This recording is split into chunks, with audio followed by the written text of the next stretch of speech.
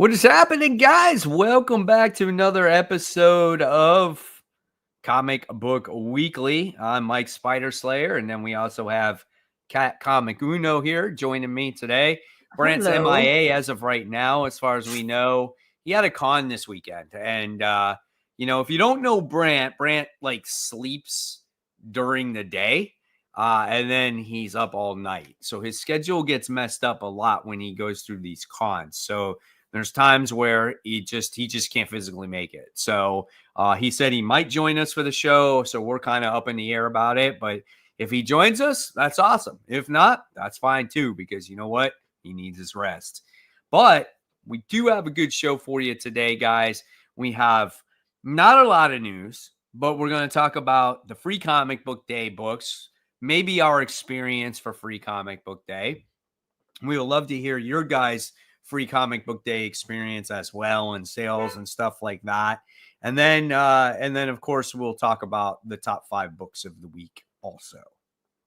It's going to be a busy show. But yeah, let's get into that news. Like you said, there's not a ton of news, but we'll start with the comic news and we'll get to the media news. So first up is that WEBTOON is reimagining Fullmetal Alchemist and more. So they're also reimagining anime, which I think is interesting. We saw the IDW stuff from last week, and now we're seeing like manga. And I just think that WEBTOON's doing a really good job at just exploring different things for people to get into comics, which I think is important. Yeah, I mean, it's like I said, like last week we talked about, IDW and all that stuff. So whatever they can get out that is going to draw readers to comics, manga, anime, whatever it is, I'm totally fine about that. I don't have too much to say about it. Almost identical to what I said last week, So yeah, that's cool. All right, in the last comic book news, you will have a lot to say about because it's Black Cat getting an ongoing series with G. Willow Wilson and Gleb McKelvik. Gleb did the Batman and Robin series that we all really liked, and then G. Willow Wilson, obviously Miss Marvel, been doing Poison Ivy, which this is also a return of G. Willow Wilson. I'm really, really excited for her to do Black Cat. She does a really good job at like character work and like building story and the world. So I think it's gonna be cool. Yeah, I mean, so listen, I just recently jumped on Poison Ivy when they started the all new stuff and or all in stuff, and I really enjoyed it. Like, I think G. Willow Wilson captures Poison Ivy's voice really well, and the overall story is fun. So it makes me now really excited to see what she does with Black Cat, because we seen her write Ms. Marvel, obviously her own creation. And now, what else did she write? Did she write Ghost Spider? No, she wrote What was it? Miss Marvel, Poison Ivy, Right. Sandman stuff. I forgot. So I felt like she wrote something in between Poison Ivy. Not that I see. I think it's just the Sandman stuff. But you guys tell us in the comments below. Me, there was more, and we're forgetting it. Right. I know she had some like create her own stuff. So you guys can start the stream now. I'm here. That's funny. We're started. We're here.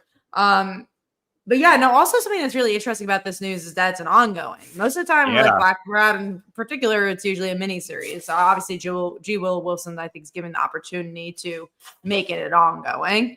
I'm happy. I mean, like I said, the way she's written Poison Ivy really gives me hope that she's going to add some layers to Black Cat as well and make it a fun story to read. So I really am excited about that.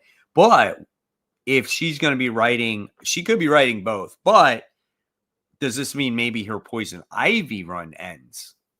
Which has been going on for a long time. So if it has been like, going on for a while, yeah. But also Miss Marvel went on for like 5+ years. So I'm not sure. Like she's known for doing long running stuff. I mean, I think Poison Ivy's on like issue 30 something at this point. So means she's been writing it for over 2 years. So, I mean, that's not too bad. Yeah, and I think Ms. Marvel was around the 50s with I think there was 2 volumes. So that probably is where it was around.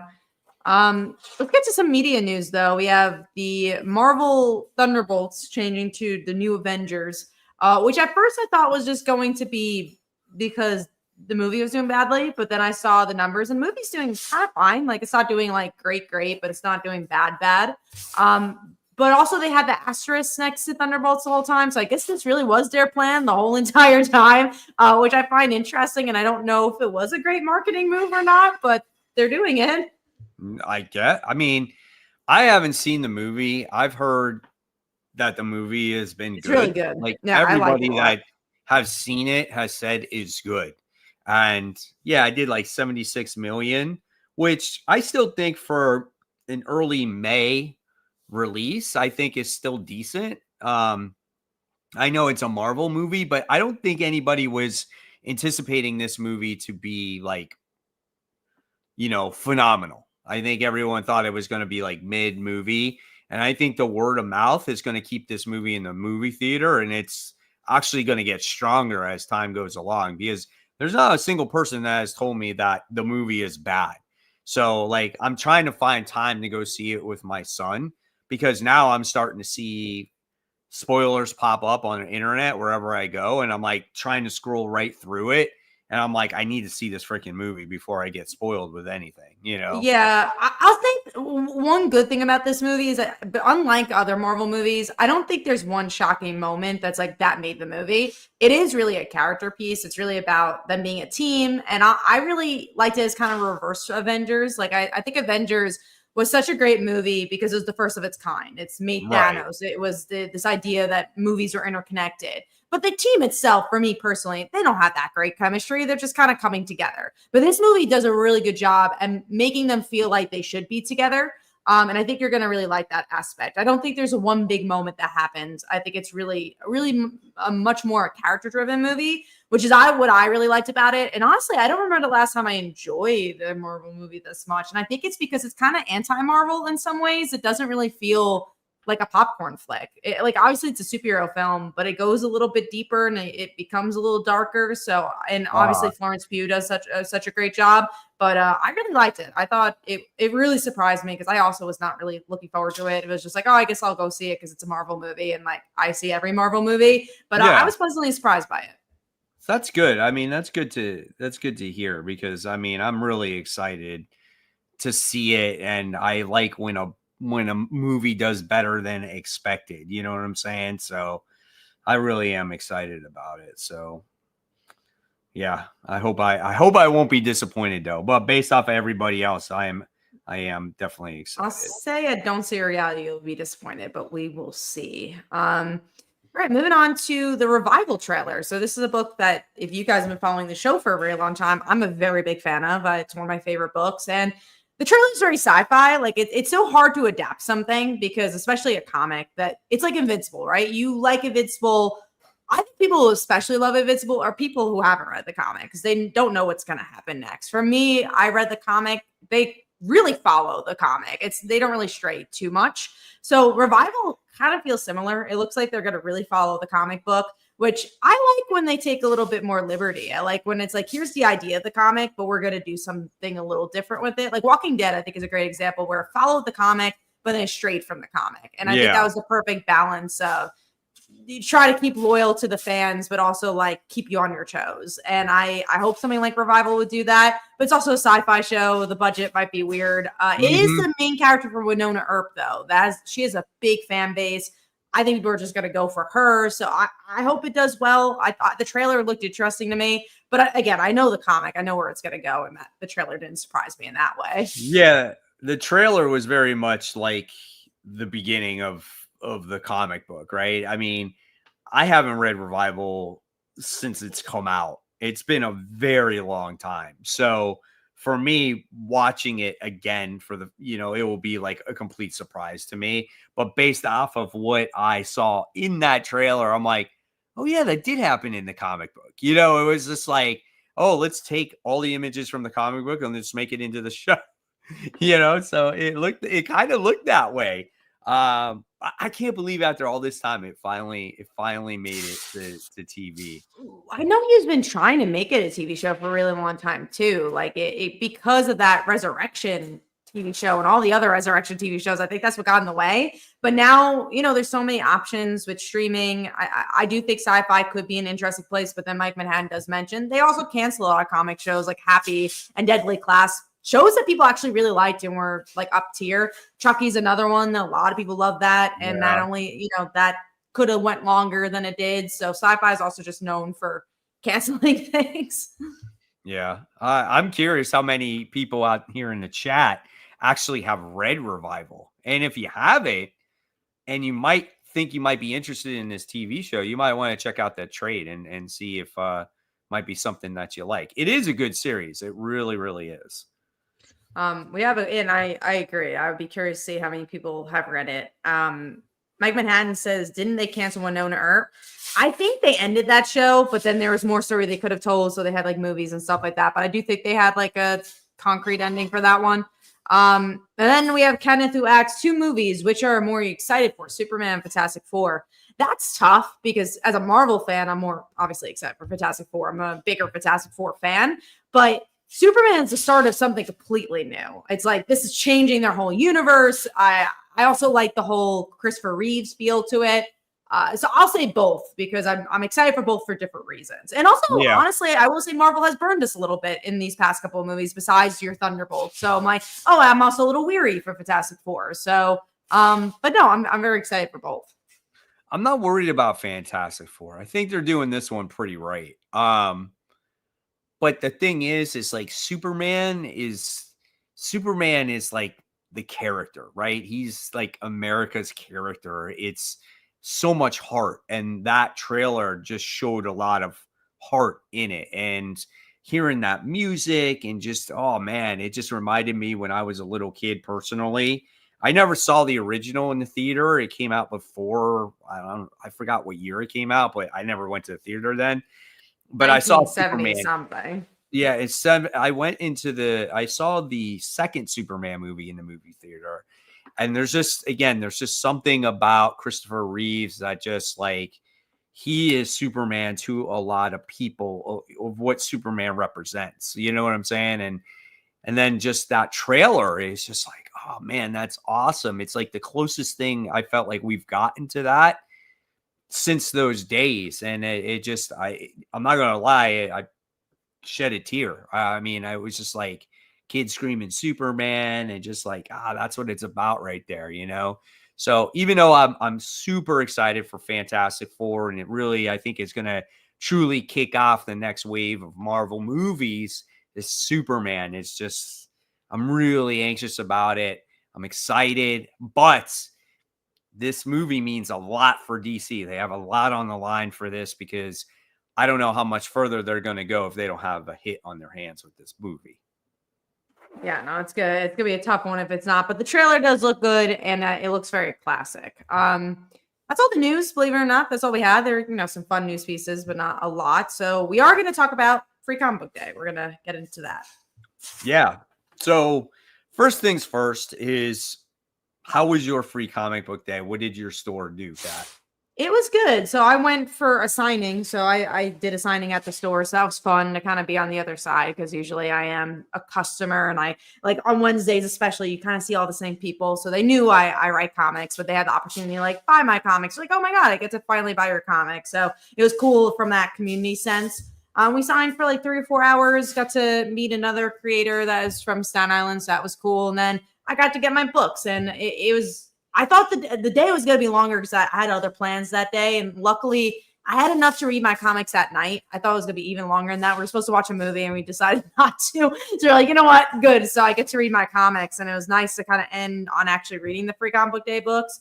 But it was cool. Like my store, they do a lot of sales. So, most people get their Free Comic Book Day books and then they'll go get their graphic novels and stuff like that. So it was cool to kind of see them do their routine in that regard. So I like that.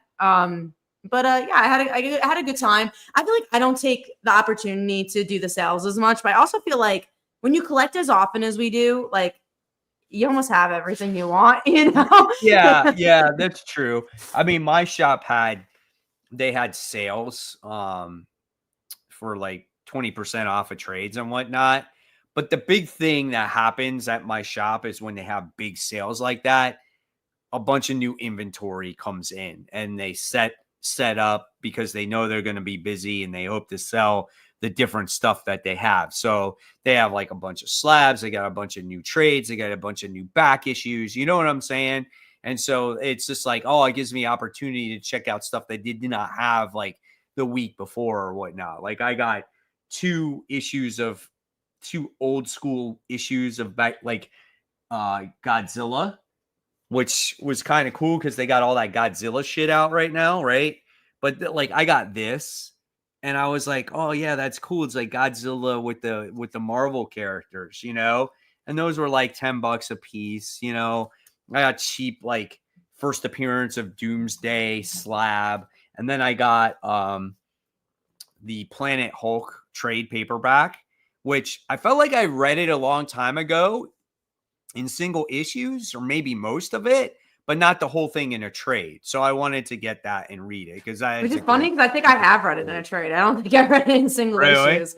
Yeah. I wasn't into Hulk as much back then. But so it's I good. really It's a good story, you know? And so there was that. I mean, my store was like super busy, of course, like they usually are.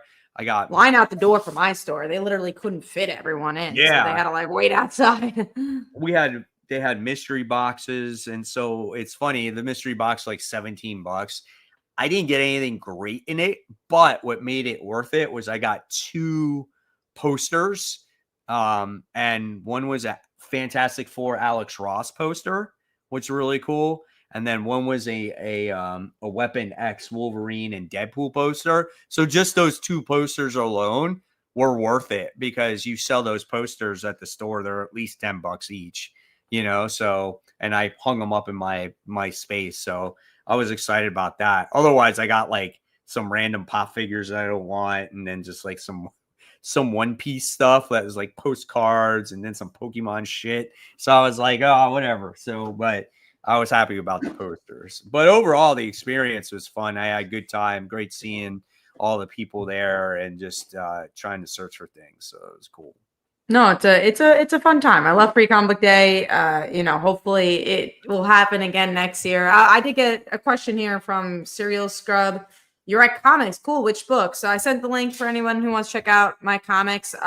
Also, I have a Loud House comic coming out, so I'll be doing a short for the Nickelodeon Loud House stuff that's coming out in the end of May. And then there's a cool book coming out in the end of July that I don't think I'm allowed to officially announce yet, but it's like if you watch the show, it's really, really cool. And it's a short part of an omnibus. So I will talk about it when I can. That's going to be something you're like, oh, maybe you read that. So we got that coming up too. But yeah, and then our Lifeline comic stuff. I think you can find anything there. There's superheroes, there's detective stories, there's fairy tales. So go check that all out.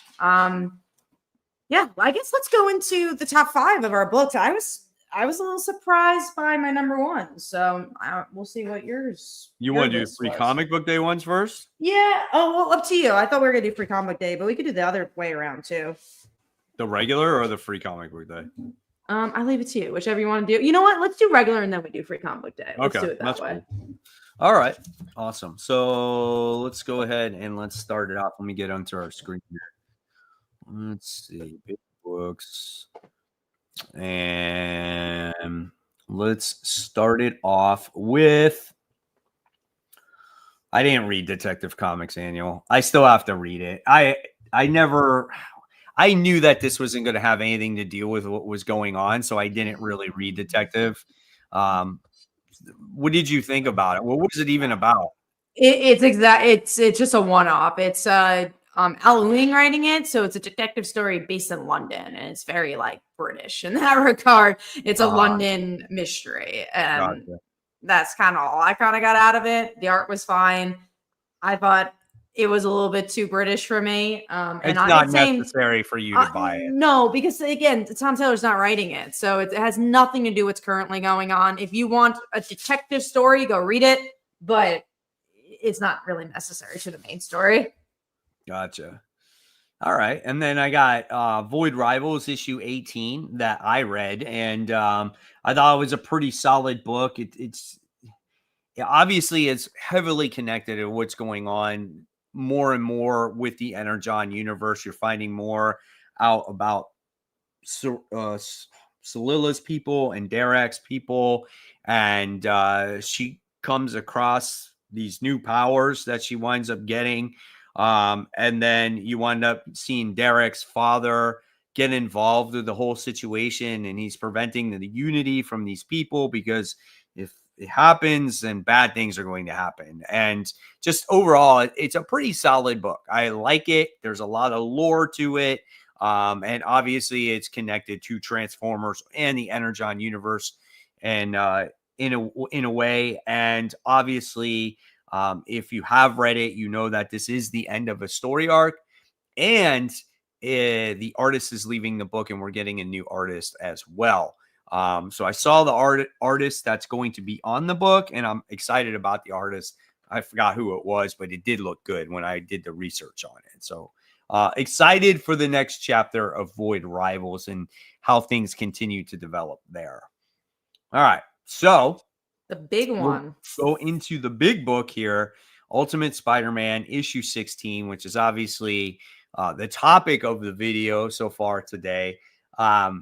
Listen, when I read this book, I was like, shit, man, I didn't see that coming. I'm like, that's intense. But when you talk about doing something different for a character, this is it right here. This is something that, again, I did not expect, and I really enjoyed it. And it makes sense now to why Gwen Stacy is the way that she is. I liked that, like you said, it was really different. It was funny because one of my friends today asked, like, what's going on in comics? Like, she was just like, what's going on? And I was telling her about this pretty much. She's like, oh yeah, and Gwen is Mysterio. And she brought up, she was like, why is every character always someone else? And like, that's the big twist. I'm like, no, you are right. Like, I don't understand that's why that's always the big twist. But if you're like in comics, I'm like, oh, Gwen being Mysterio doesn't make sense on paper, but it does make sense for this book because of the Ultimate Universe and how that's connected. And I think this issue did honestly kind of a ridiculous idea. Like, if you just told me Gwen Stacy's Mysterio, I think that's stupid. But like, you read it and you're like, no, that does make sense, and it works for this universe. And they played it out really well. Right? She's not a character like how she is in the other universe. And also, like, it depends on what type of character of Mysterio fan you are of Mysterio. Because again, I think from the outside looking in, if you're not into comics, he's the guy with the fishbowl head, right? It's like, oh, I wouldn't take him seriously. But if you read enough comics, you're like, oh, actually, he's like a pretty serious Spider-Man villain. But it is a very interesting concept in the regard of, like, I think this is such a clickbait article, and in some ways, where it's like, again, from the outside looking in, Gwen Stacy being Mysterio is such a weird take. But if you read the book, it's like, no, this really does make a lot of sense. I like the Harry stuff got a little convoluted for me, where I'm like, I guess we'll see where that plays out. But him being saved, and then him outside of time, I was a little confused by that. But everything else I think made a lot of sense. And her father being connected to all. It was just her like showcasing like what it was like. Like, it was the illusion. Like, he was always there. You know what I'm saying? But it was her covering everything up. So it wasn't like he was out of time or he wasn't there. It was just like, but he didn't die then. His illusion died. Okay. Yeah. It was just like, you're just seeing, like, you know how you saw the one issue where he wasn't there, right? And you thought that he died. Well, that's kind of what really happened, what you saw in this issue.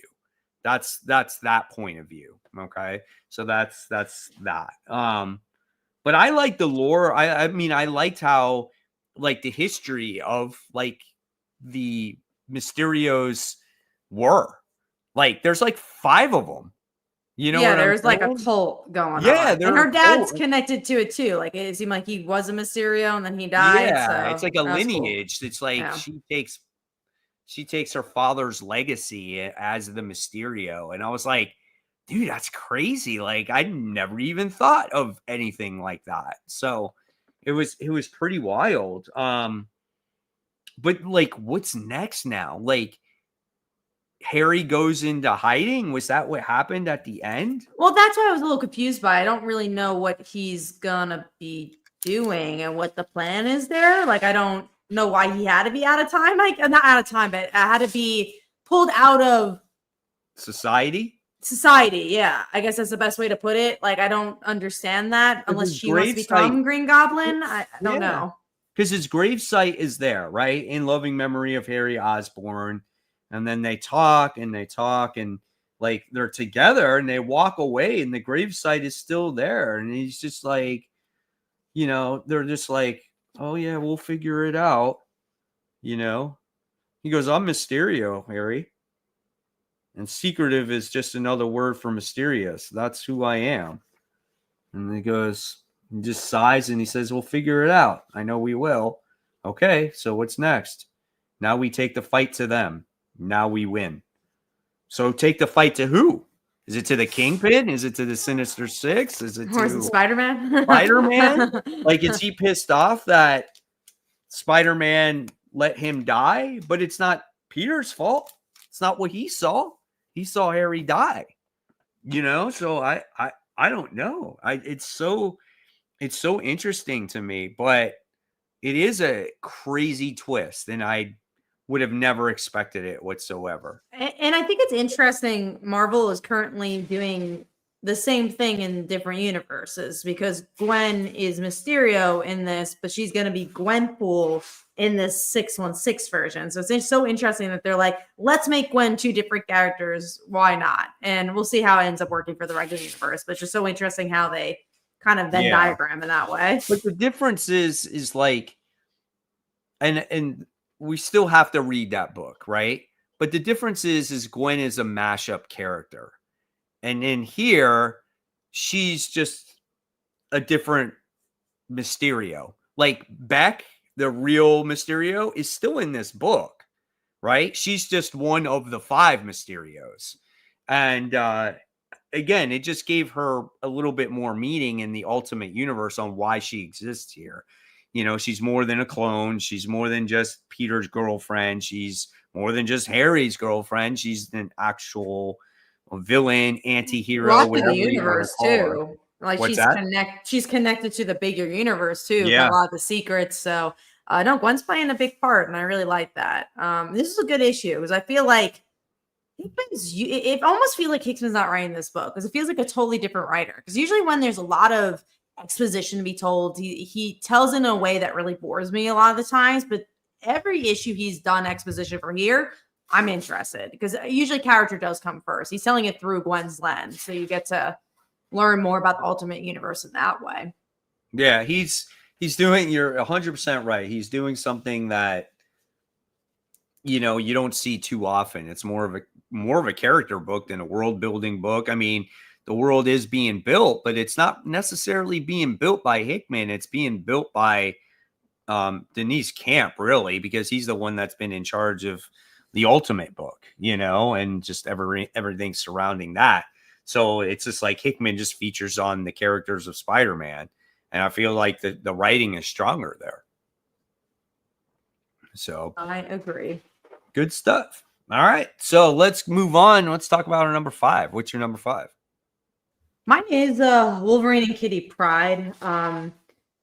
I think this is really only a good book, and if you're a fan of that old series, it very much follows up 125% with yeah, you. And I obviously love that old series, so I love that it's continuing. But then also, I'm like, well, why is it? And that's the one thing, why it's a little lower is like, there's no reason why this story is happening. And I don't really quite understand where the plot's going to go, but I like the characters. I like this world. I like the Ogun stuff. I think that's a lot of fun. But yeah, it's not going to be for everybody. And it's for such a small amount of people that almost don't understand why it exists. But I mean, I'm having a good time. Hey, I read it. I won't be reading the second issue. It's so odd to me to bring Kitty back into that time frame because she doesn't even act like that anymore. And that's my exact problem. It almost feels like she's such a different character that I'm like, well, why am I rereading this version of her? Right. She's like such a whiny baby in this. And I'm just like, I get it. She's much younger here. So like, But I was like, oh, it's like almost annoying. And I personally wasn't a fan of the artwork in the book. I just felt like it lacked detail and the facial expressions were off on it. And again, I get what they were going for because this is an older time period, but it just wasn't interesting enough for me to continue. Like you said, you have to be one of those hardcore fans of Kitty and Wolverine and that time period of those characters. So I will pass. You know what? Like, it's one of those books where I'm like, yeah, I don't blame you. Because, like, even if I wasn't a hardcore Kitty fan, I don't know if there was anything in this issue to get you to issue 2, Right. especially plot wise. It's like, oh, what's going The on? hook But at the because, end was like weak. You know, yeah, it's like the snow character or whatever it was. I'm like, uh-oh, watch out, guys. You know? I completely agree. And honestly, like, and obviously you don't love Exceptional X-Men, but like if someone's like, oh, I really want to get into Kitty Pryde, I 100% like read Exceptional X-Men. So like, this is not the one you should be reading, or read the original Wolverine and Kitty Pryde, because obviously that was told for a reason. It was built up to her character. It was, you know, a time and place. This is not really as much a time and place. Correct. It makes sense back then. You know, it's characters new. All right, so let's go on to well, I read Godzilla vs. Spider-Man, and so No Predator versus Spider-Man. My number 5. I forgot about that. Yeah, my number 5. My number 5 was Planet Death. This was like that $2 book that they gave away. That was from Bad Idea. Kind of. Oh, I don't even think I got that. It was this. Oh, yeah. I don't think that was on my radar at all. So this is from Bad Idea. This is an issue 0. The main book comes out in, I think they said July or something like that. But it was just like pure science fiction, action, fun. And it was like very short. And it reminded me of the old school movie. And I said it in my review, Starship Troopers, if you ever seen it. Just like this, almost like this cheesy type of fun action book. And it's all about these like marine cyborgs that are invading this alien world. And they're like going into description of like what's going to happen when they destroy all these aliens. And then the aliens sit there and talk and back to the guy that they captured. And they said, well, thank you for giving our location, because now we're going to shoot down your soldiers and we're going to do this and that. And it was all super descriptive, but it in a good way. And it was kind of like a foreshadowing of this big war that was about to happen. Artwork was absolutely brilliant. It's printed on like old school, like paper, you know, like how comics used to be made. And it just really surprised me. And it does a great job at getting you hyped up for the very first issue to come out. And I'll definitely check it out. And that's why I wanted to talk about it, to let other people know that this book exists in case you didn't know it was out there. No, I didn't even know this was a thing. And obviously usually I'm in the know about things, but Bad Ideas, it's not usually, I think, promoted very much, honestly. Like they're in select comic book stores. That's like their whole thing. They're not at like every comic book store. So it's they also obviously do a lot of Kickstarter. So no, it's good that you put on people's radar, because I don't know if it would have been. Right. Excuse me. Okay, so now we move on. We'll go on to let's do Power Rangers first. Power Rangers Prime issue 6. This issue was okay. It was more of an origin story issue, just one of the Rangers. You get to see his past. I think it's important because these are Power Rangers that aren't from that original series, the Mighty Morphin series. So it's just good to get more information, but it wasn't a top 5 book for me. Gotcha. And then I read Godzilla vs. Spider-Man. This is issue 1, which is only, there are a bunch of one-shots. So this book was weird because you're not supposed to take it seriously, okay? And it's also written by Joe Kelly. And the thing about it is this takes place in the time frame when Spider-Man came from Secret Wars, and he just got his black suit. And then he has to do battle against Godzilla. And the way this is written is it's written like Joe Kelly is like making fun of Spider-Man like back in those days, right? And you have Mary Jane in there, and you have Black Cat in there, and you have those two like fighting over Peter in the book. They're trying to make it funny. They're trying to put these crazy editor's notes in there to try to make it funny, but it got annoying. Spider-Man wasn't aware of his black suit back then. There was a symbiote. So when Godzilla roared, right, he screamed and the symbiote exploded. And guess who became a symbiote? Godzilla. Yeah. And for some reason, Noel shows up in this book. I'm like, why is Noel in this book? He even exists in this time period. And then it's like, for some dumb reason, we find out that like Peter never brings the symbiote suit to the Fantastic Four, and it exploded all over the place, and then somehow it winds up on Eddie Brock. It's just one of those books that you're supposed to take it as a fun book, and it's not canon, or otherwise it would have messed everything up. But it's just, I don't know, it's kind of stupid. And it's just, I don't know.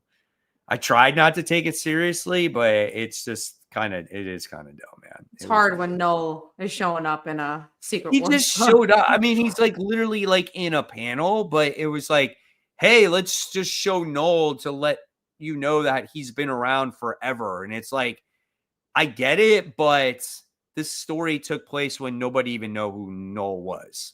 So why even show him? There's no point.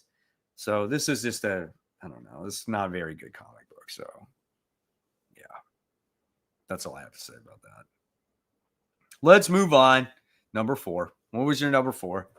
Mine was Snot Girl, issue 20. We talked about this earlier. This is going to be the last issue for a while because they're going to do a graphic novel.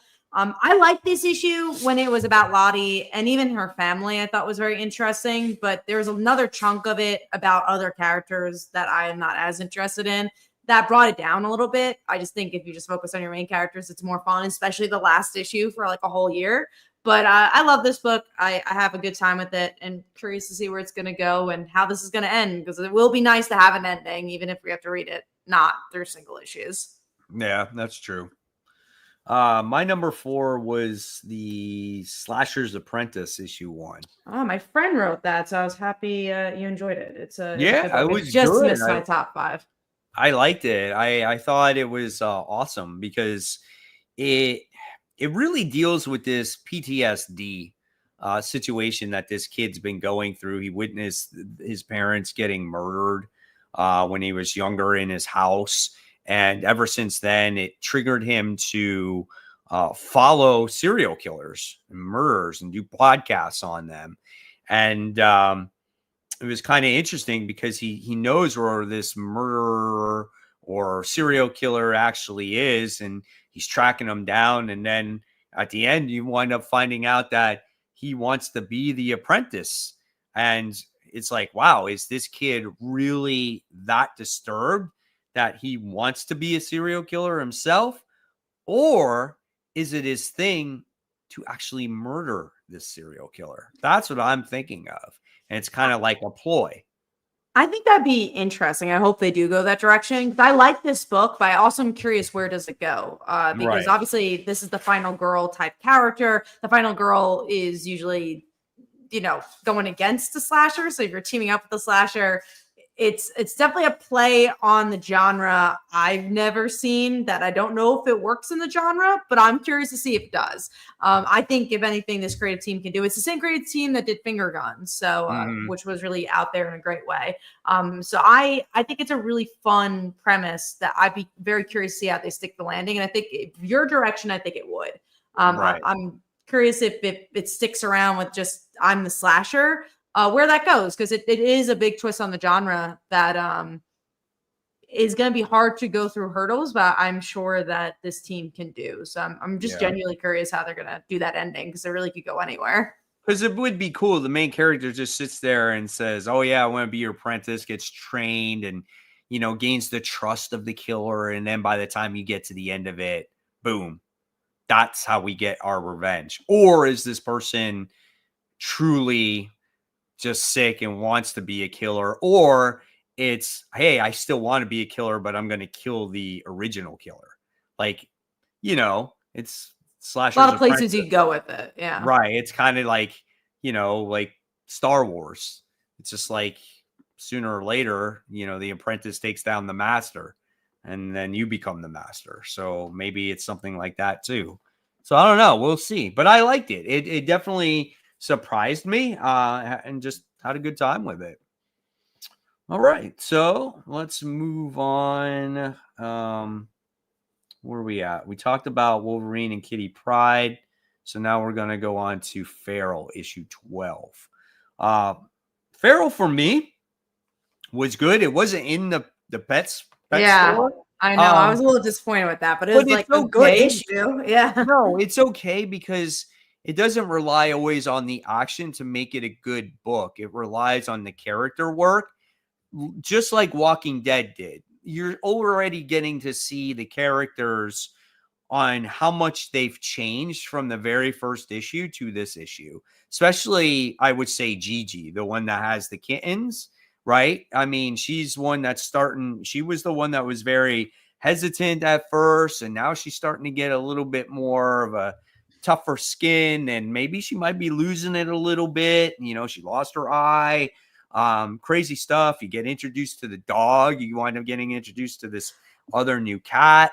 I liked the dog a lot. I thought that was interesting because obviously, usually not dog's best friend. But I liked how it protected the kittens, and this other cat was like, no, like this, I know the dog, it's good.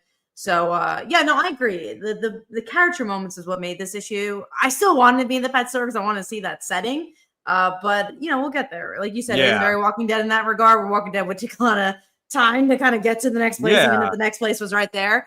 But no, again, I think this is one of the only books who could kind of do that, where it's like it's still a good issue, even though you're not where you want to be. And again, it's all because of those characters for sure. Right, exactly. And I like what is her name? Elise is the cat, the one with the cone, just sitting in the tree, and then sees the kind of like the what's it called, the entryway to the top of the to the pet store. So that's what kind of triggers going forward. So yeah, man, it's a good time. I like it. I can't wait for more. And I do like the dog as well, because it's like, if you were a fan of stray dogs, now you got yourself a dog in the book. So I think that's awesome there. As a bigger dog fan, I was happy to see that. Yeah, me too. Okay, so let's go on to our number 3. What was your number 3? Mine was Feral. We just talked about it. Funny. Mine is a book that I don't think anybody reads, because I think it's that far under the radar, and it's Pinup Apocalypse. So it's another. I have heard it's a Kickstarter book. I have heard of it. I didn't end up reading it. Yeah, it's another zombie book, and it's about a female whose name is, I think it's Foxy. And the girl in the black there is Roxy. And it all started off like in this perfect, like 60s, setting, pinup setting of like the perfect girls. And she has to, she's going out to get this red dress for her prom date. And next thing you know, she's at the shop, and this bomb hits right outside the shop, and it emits like this smoke. And then everybody becomes zombies, right? And now it's her job to obviously escape these zombies and not get attacked. And she has this unlikely team up with this Roxy chick who's rough around the edges. And Foxy's like the perfect girl. And so they balance out each other really well, and they got to stop these zombies. But what makes this book really good is the artwork is it's so beautiful. It pops. It's hysterical. It's funny. And it's just like, I don't know why I like this book so much, but it's just entertaining and just a good time. There's not a really in-depth plot except them escaping these zombies, but just seeing all the interactions with the characters is great, dude. And I absolutely have such a fun time with it. I'm glad you like it. I like when those under the radar books. You had a lot too. You had a lot of more indie books. Yeah, I think yeah, I definitely think I have decent amount of indie books this week. All right, so now we're talking about let's see, Fantastic Four issue 31. Yes, you read that one. And I read that one. So what was that one about? It's like one of the first books I read. Oh, okay. So this is a One World Under Doom. And then you wind up getting to see Ben Grimm get his powers back. So he literally lost his powers like 2 issues ago.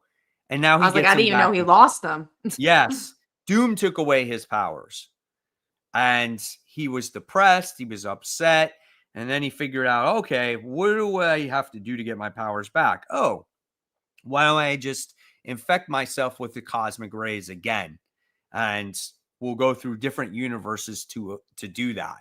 And so after so many attempts, it finally worked, but it kind of messed up the Fantastic Four in this other universe. They actually didn't become the Fantastic Four. So what happens to that Fantastic Four in that universe? You don't know. But all we know is this universe is Ben Grimm is the Thing once again. We couldn't even go a couple issues without him not having his powers. You know, that's a little frustrating to me. So I'll say that's a book I will pick up when it relaunches just because why the hell not? But it's not one that I have enjoyed as much, which sucks because I do love the Fantastic Four. But honestly, the last time I really enjoyed the Fantastic Four was Dan Slott's run, which is shocking. A, because it was such a long time ago. And B, it's like, I don't know. I feel like it's a run that people don't remember very much. Yeah. I mean, listen, the overall book itself has not been bad. It's just like, I don't like you make such a big deal about this character losing his powers and it's going to be a major plot point. And then you just bring his powers right back. Like it's so easy, you know, it shouldn't be that way. Have him deal with it, you know, have him be human for a little while, you know, it shouldn't be that easy. All right. So let's move on. Let's talk about book you read. This Question All Along the Watchtower. This is issue 6. I like this book. And I think you will like in this book, like the people watching, if you are enjoying stuff like Justice League Unlimited. I am not liking Justice League Unlimited. I will most likely drop that book, honestly. It just hasn't really been catching me, but I think this connects to it pretty well. I like this book a lot when it had to do with the mystery too, and I like the question. I think she was good. I don't know if this needed to be 6 issues. I think honestly 4 or 5 would have been fine, but you know, I'm glad a smaller book like this did a little bit more for the bigger universe. So I thought that was cool. So like I said, depends on what type of fan you are, if you're going to pick it up or not. Yeah. I mean, I think I read the first or second issue, but you talk about Justice League Unlimited. I dropped it as well. I think it doesn't work in the comic form like it did on the TV show. And that's why I dropped it. And I'm disappointed at that because I was so excited about that book. I could not wait for that book. And it doesn't work. And then right now you got this crossover that's going on top of it. And so like I dropped it and I probably will continue to not read it as of right now, which is a shame because I thought it was, again, going to be a freaking awesome book. No, I agree. Give me 1 second. Hold on. Yeah, sure. All right.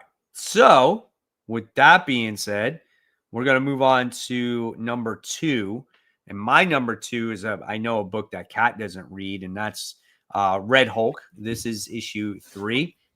Again, you talk about another fun comic book, just like the pinup book.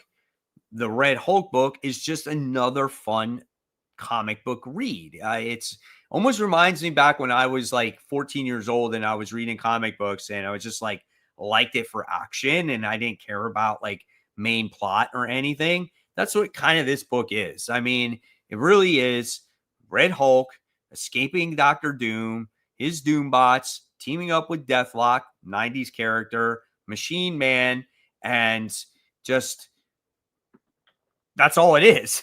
But it's just fun, you know, and you have Thunderbolt Ross, who can't change into the Red Hulk right now because he has no more radiation, is trying to get to a destination where he can radiate himself so he can change into the Red Hulk, so he can take on Dr. Doom. So it's like this very intense race to this destination that they got to get there and that they don't get captured once again.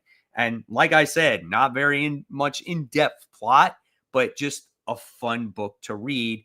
And hey, it may not really be connected into the main plot of Doom, but Doom's still involved. So you can say, hey, it's under one world under Doom. It's loosely connected and it's fun. So I like it. Yeah, I have skipped that one, but I am glad you're having a good time with it. Sometimes you just need the popcorn flick. Yeah, exactly. And that's kind of like I talked about with the pinup book. It's the same type of thing, you know? We do All have a right. question from Parker Yeah. Luck. Why is Under Doom event so boring? Marvel's out of ideas. I can't just tell that. And that's why I think editorial has far too much to control of the stories. I dropped Under Doom after the first issue. And that's mostly because I think the events just have to lead to something. I think Marvel tends to be like, oh, 3 months in, I guess we need another event. And they don't really do anything. An event shouldn't be that. It should be in an event. And there are titles that have done that. We've always mentioned the Venom event from the few years ago, War of the Realms, things like that. The problem is those have been like a couple of years ago at this point. I don't remember a Marvel event that's done something in a very long time. They're mostly like this. And that's why I tend not to get excited for them. I'm just like, I know what this is. And I tend not to even continue reading them because they really don't affect the Marvel universe that much. I think the most we had was the Blood Hunt. Was it the Blood? What was the last one we just had? Blood Hunt. Yeah. And Miles Morales was a vampire. Right. But how that's long not was even that? Yeah, I mean, but that was even a short event, and it all that did was that was kind of like a precursor or prequel to kind of this, because of Blood Hunt, it made Doctor Doom into the Sorcerer Supreme, and now that's why we have this event. So really, that's why Blood Hunt existed, is to get to this point. Well, also Blood Hunt existed because they thought there was going to be a Blade movie, and then there wasn't. Yeah, That was pretty much what it was. Yeah. Tevi asks about Ultimate Incursion. That's going to be a very, it's weird for me to say that's the exception, but that is kind of the exception because it's such a side. It's everything in the Ultimate Universe. If you like her and if you love Ultimate Black Panther or love Ultimate X-Men, there's something there that I think most people can find. And most of the time it's Ultimate Spider-Man. And I think it's more cohesive. They are, I won't say being connected, but it seems like everyone's kind of piloting their ship and it's making sense. So I think Ultimate Incursion can make sense. I don't even know if that's going to be good. Like we'll see what it has to do with Miles, but that one at least feels like it's a reason it exists. It has to do with the Ultimate Universe. They've been building towards it. These other ones, they just don't. They're just there to be there, and that's not going to make a good event. Yeah, I mean, King in Black was my last favorite one because it was the Marvel such Universe a long time ago was involved. Yeah, it was involved, and you got this threat that nobody knew who it was, and the threat was very menacing, and it affected everybody. So, I mean, but it was done right. I really enjoyed it. So, but that was honestly the last great event that came out from Marvel. And I like that event because I was even reading Venom and I was enjoying it. I was like, oh, I don't even need to read Venom to enjoy it. Like, I'm just having a good time with it. And I just looked at the publishing date. It ended in 2021 and we're in 2025, which is so sad. King in Black? Yeah. King of Black was 2021, which is crazy. But, and again, I'll always state this. It is so interesting because I was with my friend Phil and we went to see Thunderbolts yesterday, and he's like, oh, like I like the movie a lot, but I like Suicide Squad more. And I was like, oh, that's so interesting because I think that's coming because you're more of a DC fan. Like I totally get it, and I'm more of a Marvel fan, so I'm like, oh, I love Thunderbolts for this and this reason. And I was like, oh yeah, that's what it feels like to be a Marvel fan. I'm like, it's so interesting because Marvel has been so bad with the comics that I've been like so much more on DC's side of the fence. It's weird to like be in that zone and be like, no, I'm a Marvel fan, like this. I'm obviously gonna have a better time watching probably a Marvel thing because that's what I like more. Right. Or that's what I've been embraced with more. So it's so interesting with the comics, or I'm like so defensive more of DC just because I think they're doing a lot better. I think there's just more cohesion and there just seems more being more of a plan, even with their events, like All In. There's still ripple effects of like all the stuff going on with Darkseid and Absolute, and then even something like Beast World, which not everyone loved, at least had the effect in Titans, and it like was a fun event. Like I think it had some effect in some sort of way. And even that Superman summer special, like how they're teasing everything with Superman, that feels important too. And I want Marvel to have that more. And I'm trying to think of even a character that's had a good event there, because usually you can at least pinpoint like a character or a franchise that has had a good event. And I can't even think of that from Marvel. I mean, All In. I mean, when you look at All In or you look at the Absolute universe, it's all building to something. And that goes into the, we'll talk about in a little bit, like the Free Comic Book Day issue. That's all building into something huge. And I like how it's taken its time to develop it. Now, I would say the only other thing that, Marvel is doing is they're kind of building the Ultimate universe, but I don't think it's as impactful. Or connected, because look at those other Absolute titles. Like every single one is like bangers. And I'm like, oh yeah, I like Ultimate Spider-Man, and you like the Ultimates. Yeah, I like the Ultimates, but it's like, besides those two titles, like, yeah, you have Ultimate Black Panther, which I think some people like, but is it really connected? And then Ultimate X-Men, like, there's people that read that, but that's not really that's not connected to anything, So I don't know. We'll see. All right. So where are we now? We talked about number 2. We talked about my number 2.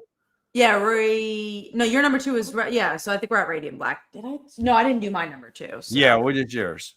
Which, believe it or not, was Radiant Black. So ended up working out that way. I really like this book because it's something I very much like about superhero books and making it more character driven. It's about Marshall finding out that his mom doesn't like Radiant Black, and like the people of the world don't like Radiant Black because of the whole event. He teams up with Radiant Pink, and Radiant Pink's on a date while it happens. And it's just, and then he also has a little crossover with Rogue Sun and has a good conversation with Rogue Sun about like, how do I feel like my mom doesn't like me? What do I do about it? And I think it goes back to, it shows that interconnectivity of these worlds, and that these characters know each other and mean something to each other. And then you have the more relatable stuff, like the family impact of being a superhero, which I really liked. And the art is always strong. I just think it got back on track when it went back to the daily lives of superheroes, where I think when it went to that big event, it kind of lost me a little bit, but I'm glad it's returned to its glory. Gotcha. That's good. I mean, that's important, it's kind of like why you liked Invincible, right? Invincible is a very grounded story. And so Radiant Black is kind of similar to that, Yeah, like I said, my shop never got the relaunch of it, so I'm kind of like, well, that's fine. I don't need the extra book, Yeah, it's not a book where I'm like, Mike, how are you not reading it? Because it is an issue 30-something at this point. So it's like, if you, and especially because you liked the beginning, but you didn't like it as much as me and Brant. I would say, like, if you loved it as much as we did, you should be picking it up. But yeah, it's not, and it's hard to say. Don't think you should special order it, but because I do think it's a really good book. But you read a lot of other books, and it's it's a little harder. Yeah, a lot of other superhero books, and to be exact, Exactly. All right. So with that being said, then we dive into our number 1 book, and mine, of course, is Ultimate Spider-Man. So I mean, we already talked about that, and just looking forward to more of this series and how it just how it continues to pan out. But now we have a little bonus section. We won't spend too much time on these books, but we want to talk about our favorite Free Comic Book Day books of the week. I think it was like 10 books, and a lot of these books I already read like over a week ago, because I did a video with my comic book shop and they gave me these books. So like I read them ahead of time. But I'll just go through my top 5 real quick. My number 5 here was the Find Your Dark New Fear, the IDW one, only because it had Beneath the Trees Where Nobody Sees on it. That's why. It was the first story. It gave you about a 4, 5, 6 page preview of what the story is going to be about. So that's why that one kind of made the list for me. My number 4 was Conan Scourge of the Serpent. Another one I didn't read. That's funny. Yep. So this one is a book where it's kind of giving you an event of what's coming out in the summertime for Conan, so it's going to be taking place in one of the books and then having its own book. And this was a whole entire story. It was no preview, no nothing. So full story right there. So that was like my number 4. Then I had my number 3, which was the All In book, which was really good because I felt like if you were new to the Absolute universe, it gave you an idea of what the Absolute universe was. And you see the villain that's putting all the pieces together, which I thought was freaking awesome. I like the Absolute part a lot. I think my only negative towards it was actually the Superman part. And it wasn't bad, but I'm just like, we have another Superman book, but we have their main superhero book, and this is not really doing anything that different. I'm like, but I just want to read the main superhero. It's like, it doesn't feel like a necessary book, if I'm being honest. We'll see as the issue goes, like the series goes on, but it just kind of feels like any other Superman book. And I'm like, I already have my favorite Superman book, so why read another one? I'm just not sure where this unlimited one fits in. Like, I don't know if Superman is going to be the main book anymore, if this is going to be the main book, if Joshua Williamson's going to stay on that book. You know what I'm saying? So I think it's going on at the same time. I think it's just a secondary series for what I understand. Right. I think Superman's still going on. Gotcha. And then my number 2 is actually the Energon Universe book, which was really good because this is also a like a story that goes all the way through, which kind of gets you.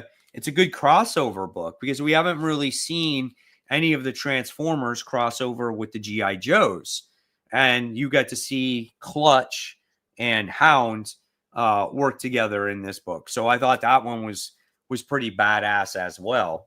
I thought that one was interesting too, because again, I read it as just to read it to kind of review it, but I read it also to see if it was new reader friendly. And it was pretty, that's the whole point of Free Comic Book Day, try to get new people on the books. And I thought that they did a good job at being like, oh, like this is good for Transformers and G.I. Joe fans, people enjoying this universe, and also people who maybe never read it before. Right. And then my last one was the Mark Spears Monsters issue 0. This one is a prequel to the series that's currently going on right now.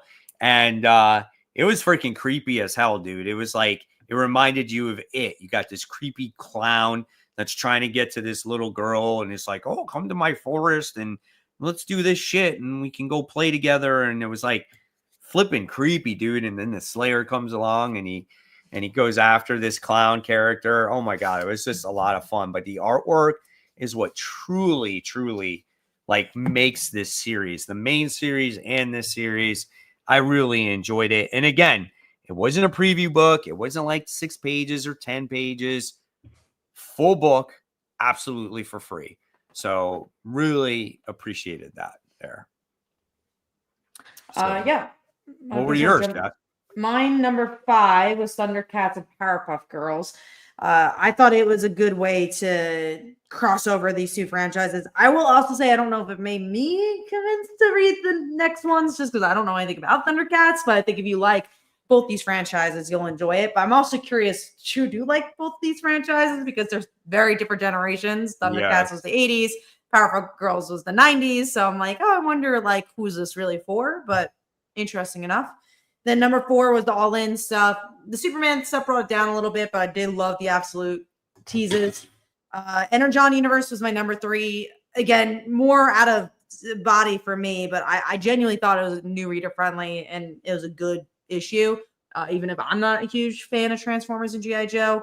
Number 2, I'm going to talk about this, and it really was only for that last story, and it was the Fantastic Four X-Men. I thought the Fantastic Four X-Men side of stuff was so bad, but that last story with the Paul thing was so funny. With the freaking, what was it? Because it was so funny, and not funny in a good way. It was funny, like how, again, a lot of, especially Marvel, like every story meant nothing to me. The Spider-Man stuff went nowhere. The Ultimate stuff felt like the last Free Comic Book Day book. I'm like, we already found this. And at least that, I got something out of it. I'm like, at least Marvel knows we hate Paul.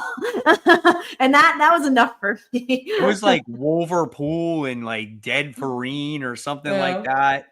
And then it was just like, yeah. So, and then it has an editor's point, like, oh, we're going to kill Paul, but not really. Like it said, no, there's like a quotation at the end of it saying, oh, yeah, we're first issue. No, we're not going to kill him, but whatever. But I was like, oh, if they were going to actually kill him, that would have been great. I would have picked up that issue, but that's not real life right there. And then I was like, who are these characters? Like they're mashups of mashups. I'm like, I think they're just like us. Supposedly, they're like the Gwenpool character. I had a fun time with that last one. The other two, I don't read Fantastic Four. Next one was honestly kind of boring. And it was just that giant size stuff that I don't think me or you were very excited for. So, and then the Spider-Man stuff, I was very disappointed by. But my number one was Kareem Abdul-Jabbar, a graphic novel. I like this one. It's about this kid who's gotten into some trouble. He needs to write an essay, and he needs to write it on Kareem. And the guy's like, you can't write it about his basketball career, though. So he has to learn about him outside of his basketball career. And I thought that was very fun. And I got to learn a little bit more about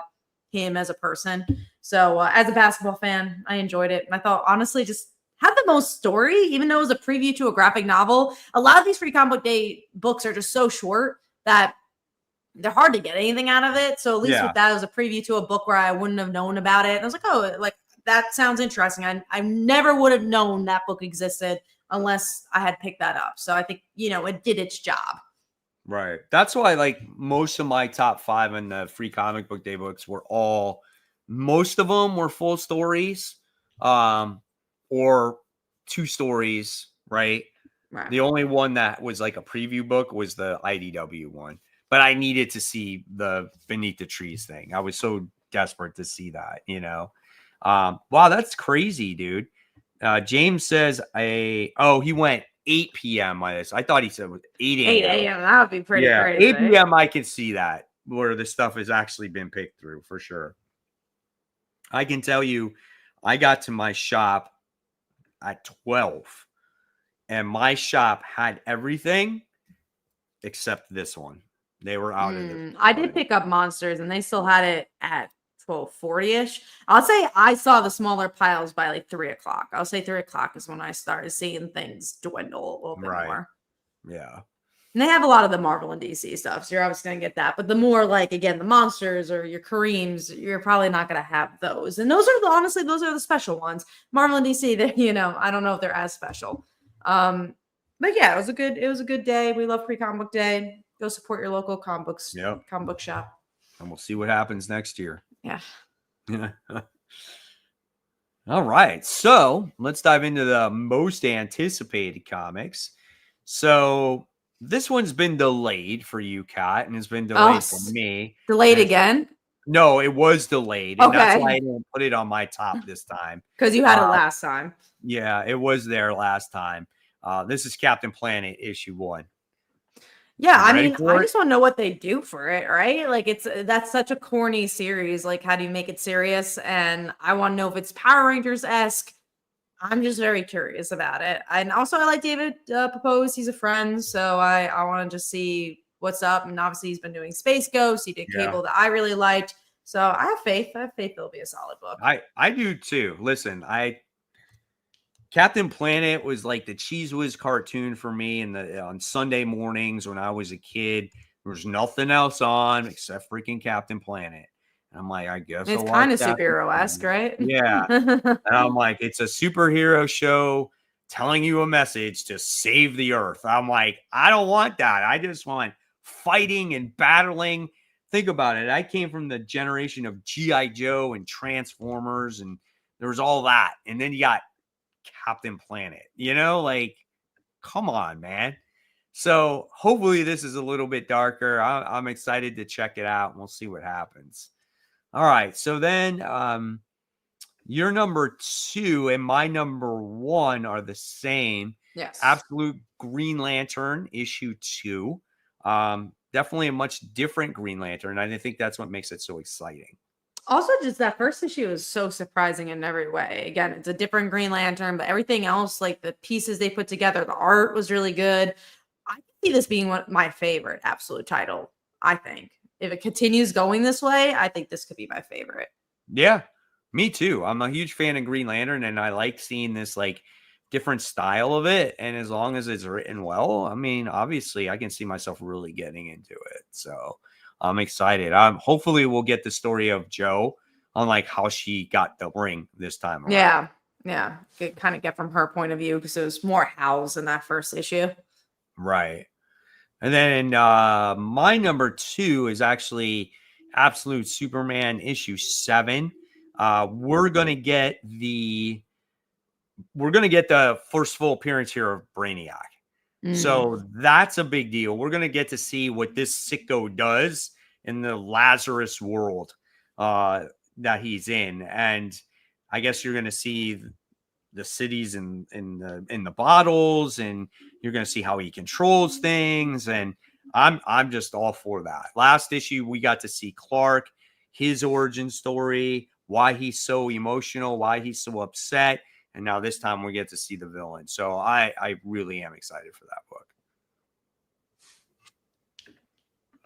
And then let's see, your number 1 is All New Venom issue 6. Now we can finally see what the reveal is about. That's why I'm really excited. Like, I just want to see the aftermath because, like, obviously that last issue was like, she's Mary Jane. Now you can actually see Mary Jane as Venom. So I'm just really curious about it. Again, we always say this. The most anticipated doesn't mean the thing you think is going to be your number 1. It's the thing you're most curious about. Yeah, I'm very curious about that book. Yeah, absolutely. And I think that's going to start to set the tone of really what this series is going to be about now. We got the mystery, then we're going to get the origin story, then what happens after that. And I think that will really make the determination if you're going to continue this book or not. So yeah, for sure. If you don't like this issue, you might want to drop it. yeah, exactly. All right. And then and we talked about my number 1, and I didn't do my number 3. My number 3 is actually Ultimate Wolverine issue 5. I wasn't a big fan of issue 4. It was just a very weird issue with a wolf fighting a bear, and obviously it represents Wolverine going after all the scientists and whatnot, and him like tearing them up, and then you get to see him wake up and they're all dead on the floor. But in this issue, it looks like now we get Sabretooth entering this world. And so this is the first time you're going to see him in here, and it's going to be the first time that they battle in this universe. So I think that's a big deal for a lot of people. So I'm looking for that one to be kind of a spec book tomorrow. So yeah. Cool. And that's it. That is our most anticipated of the week. And that is our show for today. So we had a lot of stuff to talk about, and we did it in pretty good time, man. Just over an hour and 12 minutes. That's insane. So that's what happens when you don't have any news to talk about. So maybe next week we'll have some actual news to discuss, right? We'll have a lot of books at least. I know I'm getting like a good amount of books, and obviously with all those, like a lot of the absolutes, there'll be long conversations, I think. Yeah, I am too. I'm getting those a lot of those books also.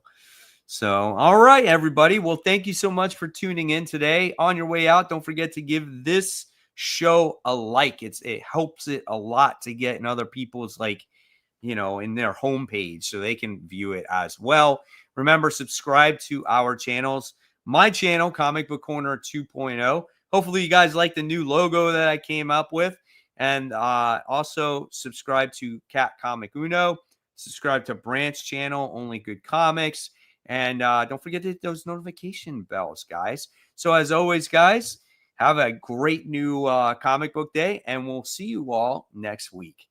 Good night, everyone.